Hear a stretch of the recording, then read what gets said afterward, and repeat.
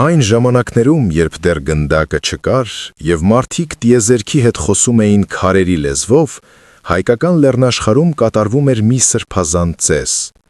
Դա պարզապես խաղ չէր, այլ աշխարհաստեղծման խորհուրդը կրող մի արարողություն, որը մենք այսօր գիտենք որպես 7 քար։ Ծեսը սկսվում էր հողին գծված սրբազան շրջանից։ Այն մեր երկիրն էր, մեր սահմանը։ Շրջանի կենտրոնում իրար վրա էին դնում 7 տափակ քարեր։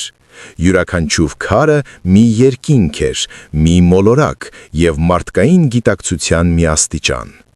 Սա աշխարհի առանցքն էր, որը կապում էր երկիրը բարձրյալի հետ։ Բայց կարգին միշտ հաջորդում էր քաոսը։ Հեռվից նետված կլոր գետաքարը, կայծակը, հարվածում ու քանդում էր բուրգը։ Աշխարհը խարխլվում էր, քարերը ցրվում էին և հենց այդ պահին սկսվում էր պայքարը։ Պահապանների խումբը պետք է վերականգներ տաճարը, մինչդեռ մյուսները փորձում էին կասեցնել նրանց։ Այստեղ գործում էր ինքնազոհության օրենքը։ Մեկն ընդունում էր հարվածն իր վրա, որպեսզի մյուսը կարողանար տեղը դնել հերթական քարը։ Եվ երբ 7-րդ քարը բարձրանում էր գագաթին, պահապանը ձեռքը դնում էր բուրգին ու սկսում սրբազան հաշվարկը։ Նա պետք է հաշվեր մինչև 40-ը։ Դա զտման ու անցման այն ժամանակն էր, որից հետո միայն կարգը դառնում էր անխոցելի։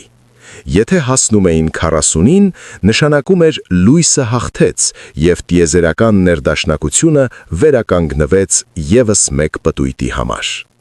7 քար։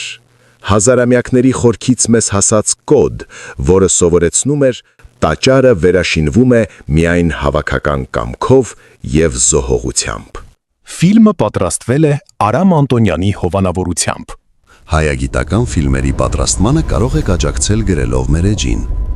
Այք հայագիտական թաքնագիտական դպրոց։